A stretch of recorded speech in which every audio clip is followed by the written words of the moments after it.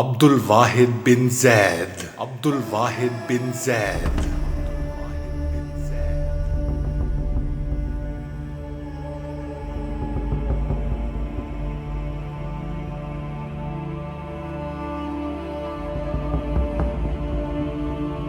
آپ رحمت اللہ علیہ 177 ہجری بمطابق 794 عیسوی بصرہ عراق میں پیدا ہوئے۔ عبد الواحد بن زید رحمت اللہ علیہ سلسلہ زیدیہ کے بانی ہیں۔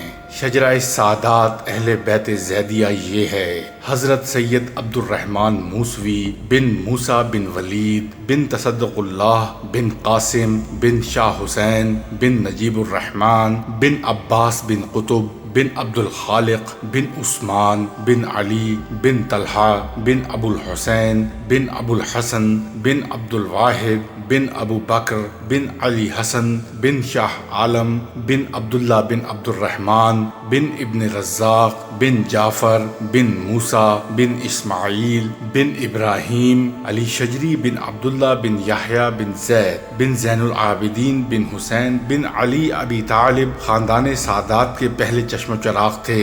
انہوں نے تمام انبیاء کرام، اصحاب کرام، اہل بیت کے خاندان کا پہلا شجرہ لکھا۔ اس شجرے میں اور عبد الرحمن موسوی کے خاندانی شجرے میں کوئی فرق نہیں ہے۔ علی شجری اعلیٰ کردار کے مالک تھے۔ انہوں نے شجرہ کی ترتیب کے لیے زندگی وقف کر دی۔ وہ اسماء الرجال کے ماہر تھے۔ ان کا ذکر بہت ساری مستند تاریخی کتابوں میں موجود ہے۔ پھر ان کی نسل میں ابن رزاق کا مقام بہت اعلیٰ ہے۔ وہ مفسر القرآن اور مفسر الحدیث تھے اور اپنے وقت کے عالم اور فاضل بزرگ تھے۔ آپ کا ذکر مستند تاریخی کتابوں میں موجود ہے۔ آپ کی نسل سے علی بن طلحہ بن ابو الحسین حافظ تھے، کامل تھے، ولی اللہ تھے۔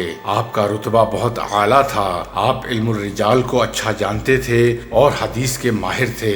حضرت سید عبد الرحمن موسوی بن موسیٰ بن ولید بن تصدق اللہ کا خاندان اہل سعادات اہل بیت زیدیہ ہے۔ یہ تاریخی سند احمد سرہندی ابن شیخ عبد الاحد فاروق کے مکتوبات میں موجود ہے اور اس کا متن و تذکرہ متعدد کتب میں پایا جاتا ہے۔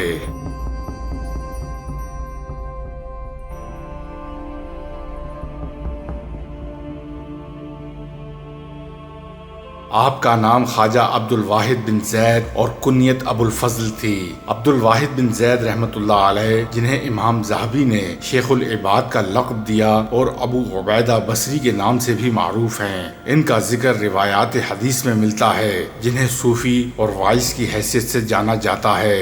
آپ نے حسن بصری، عطا بن ابی رباح، عبادہ بن نسی، عبداللہ بن راشد، وکیع و محمد بن اسماک، زید بن الحباب، ابو سلیمان الدار اور مسلم بن ابراہیم اور کثیر جماعت نے روایات کی۔ سیر الاعلام النبلاء کے مؤلف شمس الدین ابو عبداللہ محمد بن احمد ذہبی سلسلہ چشتیہ کے مشہور بزرگ، آپ کا تعلق بصرہ سے تھا اور خواجہ حسن بصری کے مرید تھے اور انہی سے خرقہ خلافت پایا۔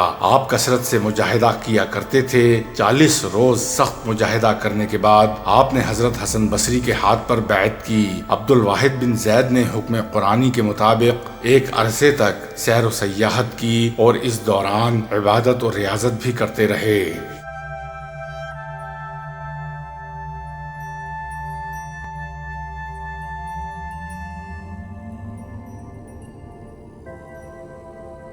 آپ نے امام اعظم امام ابو حنیفہ رحمت اللہ علیہ سے بھی اکتساب علم کیا۔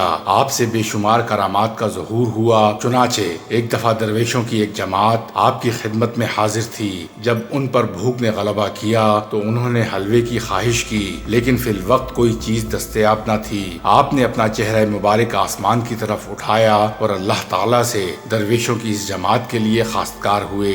اسی وقت آسمان سے دینار برسنے لگے۔ آپ نے درویشوں سے فرمایا کہ صرف اسی قدر دینار اٹھا لو جتنے کے حلوے کی تیاری کے لیے کافی ہوں۔ درویشوں نے بموجب حکم بقدر ضرورت دینار اٹھا لیے اور حلوہ تیار کر کے کھایا، لیکن آپ نے اس حلوے میں سے ایک لقمہ بھی تناول نہ فرمایا، کیونکہ آپ اپنی کرامت سے اپنا رزق حاصل کرنا پسند نہ کرتے تھے۔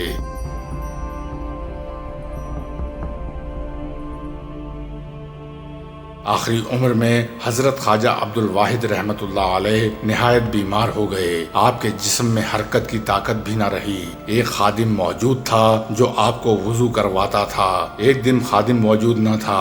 آپ نے اللہ سے دعا کی کہ اے اللہ، ایسا وقت بھی آ گیا ہے کہ نماز کے لیے وضو کرنے کی بھی ہمت نہیں رہی، مجھے کم از کم اتنی صحت تو دے کہ میں وضو کر کے نماز پڑھ لوں، اس کے بعد جو تیرا حکم ہوگا وہ بجا لاؤں گا۔ آپ اسی وقت اٹھے، اپنے پاؤں پر کھڑے ہوئے، وضو کیا، نماز ادا کی۔ نماز سے فارغ ہونے کے بعد آپ پھر بیمار ہو گئے۔ آپ خواجہ حسن بصری رحمت اللہ علیہ کے اجل خلیفہ ہیں۔ صائم الدہر قائم اللیل کے اکابر میں تھے۔ 3 روز بعد افطار فرماتے اور پھر بھی 3-4 لقموں سے زیادہ تناول نہیں فرماتے۔ زہد کا غلبہ اس قدر تھا کہ جو کچھ پاس ہوتا سب خدا کے راستے میں خرچ کر دیتے۔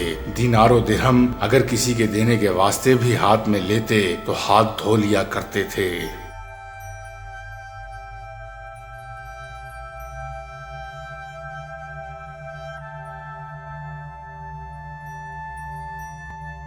حضرت عبداللہ بن زید رحمت اللہ علیہ نے ایک مرتبہ فرمایا کہ ہم لوگ ایک مرتبہ ایک کشتی میں سوار ہو کر جا رہے تھے کہ ہوا کی گردش نے ہماری کشتی کو ایک جزیرے میں پہنچا دیا۔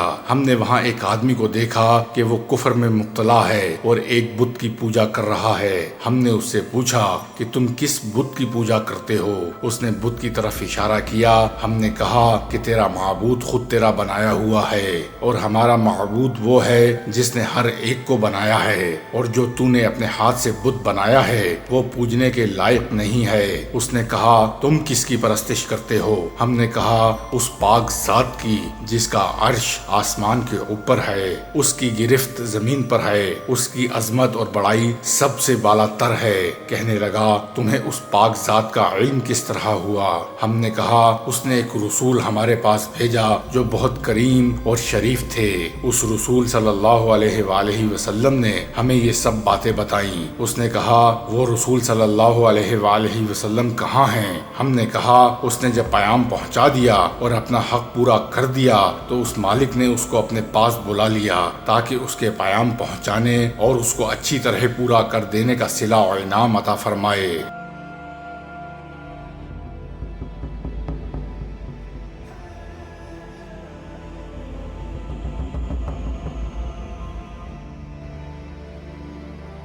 اس نے کہا اس رسول صلی اللہ علیہ وآلہ وسلم نے تمہارے پاس کوئی علامت چھوڑی ہے؟ ہم نے کہا اس مالک کا پاک کلام ہمارے پاس ہے۔ اس بت کے پجاری نے کہا مجھے وہ کتاب دکھاؤ۔ ہم نے قرآن پاک لا کر اس کے سامنے رکھا۔ اس نے کہا میں تو پڑھا ہوا نہیں ہوں، تم اس میں سے مجھے کچھ سناؤ۔ ہم نے ایک سورت سنائی، وہ سنتے ہی روتا رہا یہاں تک کہ وہ سورت پوری ہو گئی۔ اس نے کہا اس پاک کلام والے کا حق یہی ہے کہ اس کی نافرمانی نہ کی جائے۔ اس کے بعد وہ کفر سے توبہ کر کے مسلمان ہو گیا۔ ہم نے اسے اسلام کے ارکان اور احکام بتائے اور چند سورتیں قرآن پاک کی سکھائیں۔ جب رات ہوئی، عشاء کی نماز پڑھ کر ہم سونے لگے تو اس نے پوچھا کیا تمہارا معبود بھی رات کو سوتا ہے؟ ہم نے کہا وہ پاک ذات حی و قیوم ہے، نہ وہ سوتا ہے نہ اس کو اونگ آتی ہے۔ وہ کہنے لگا تم کس قدر نالائق بندے ہو کہ آقا تو جاگتا رہے اور تم سو جاؤ۔ ہمیں اس بات سے بڑی حیرت ہوئی۔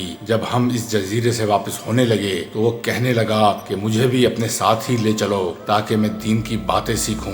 ہم نے اسے اپنے ساتھ لے لیا۔ جب ہم شہر عبادان میں پہنچے تو میں نے اپنے ساتھیوں سے کہا یہ شخص نو مسلم ہے، اس کے لیے کچھ معاش کا فکر بھی کرنا چاہیے۔ ہم نے کچھ درہم چندہ جمع کیا اور اس کو دینے لگے۔ اس نے پوچھا یہ کیا ہے؟ ہم نے کہا کچھ درہم ہیں، ان کو تم خرچ کر سکتے ہو۔ کہنے لگا لا الہ الا اللہ، تم لوگوں نے مجھے ایسا راستہ دکھایا جس پر خود بھی نہیں چلتے۔ میں ایک جزیرے میں تھا اور ایک بت کی پرستش کرتا تھا، خدائے پاک کی پرستش بھی نہ کرتا تھا۔ اس نے اس حالت میں بھی مجھے ضائع اور ہلاک نہیں کیا، حالانکہ میں اس کو جانتا بھی نہ تھا۔ بس وہ اس وقت مجھے کیوں کر ضائع کرے گا جبکہ میں اس کو پہچانتا بھی ہوں اور اس کی عبادت بھی کرتا ہوں۔ 3 دن بعد ہمیں معلوم ہوا کہ اس کا آخری وقت ہے، موت کے قریب ہے۔ ہم اس کے پاس گئے، اس سے پوچھا پوچھا کہ تیری کوئی حاجت ہو تو بتا۔ کہنے لگا میری تمام حاجتیں اس پاک ذات نے پوری کر دیں جس نے تم لوگوں کو جزیرے میں میری ہدایت کے لیے بھیجا تھا۔ شیخ عبداللہ بن واحد رحمت اللہ علیہ فرماتے ہیں کہ مجھ پر دفعتاً نیند کا غلبہ ہوا، میں وہیں سو گیا تو میں نے خواب میں دیکھا ایک نہایت سرسبز و شاداب باغ ہے، اس میں ایک نہایت نفیس قبہ بنا ہوا ہے، اس میں ایک تخت بچھا ہوا ہے، اس تخت پر ایک نہایت حسین لڑکی کہ اس جیسی خوبصورت عورت کہ کبھی کسی نے نہ دیکھی ہوگی، یہ کہہ رہی ہے کہ خدا کے واسطے اس کو جلدی بھیج دو۔ اس کے اشتیاق میں میری بے قراری حد سے بڑھ گئی ہے، میری جو آنکھ کھلی تو اس نو مسلم کی روح پرواز کر چکی تھی، ہم نے اس کی تجہیز و تکفین کی اور دفن کر دیا۔ جب رات ہوئی تو میں نے وہی باغ اور قبہ اور تخت پر وہ لڑکی اس کے پاس بیٹھی دیکھی اور وہ یہ آیت شریفہ پڑھ رہا تھا، والملائکۃ یدخلون علیہم من کل باب، اور فرشتے ان کے پاس ہر دروازے سے آتے ہوں گے اور ان کو سلام کرتے ہوں گے جو ہر قسم کی آفت سے سلامتی کا مجدہ ہے، اور یہ اس وجہ سے ہے کہ تم نے صبر کیا اور دین پر مضبوط جمے رہے، پس اس جہان میں تمہارا انجام بہت بہتر ہے۔ حق تعالی شانہ کی عطا اور بخشش کے کرشمے ہیں کہ ساری عمر بت پرستی کی اور اس نے اپنے لطف و کرم سے موت کے قریب ان لوگوں کو زبردستی کشتی کے بے قابو ہو جانے سے وہاں بھیجا اور اس کو آخرت کی دولت سے مالا مال کر دیا۔ مالک الملک، جس کو تو دینا چاہے اس کو کوئی روکنے والا نہیں، اور جس کو تو نہ دینا چاہے اس کو کوئی دینے والا نہیں۔ سفینۃ الاولیاء اور اخبار الاولیاء کے مطابق حضرت عبد الواحد ابن زید رحمت اللہ علیہ کی وفات 27 صفر 177 ہجری کو ہوئی۔ آپ کا مزار مبارک بصرہ عراق میں واقع ہے۔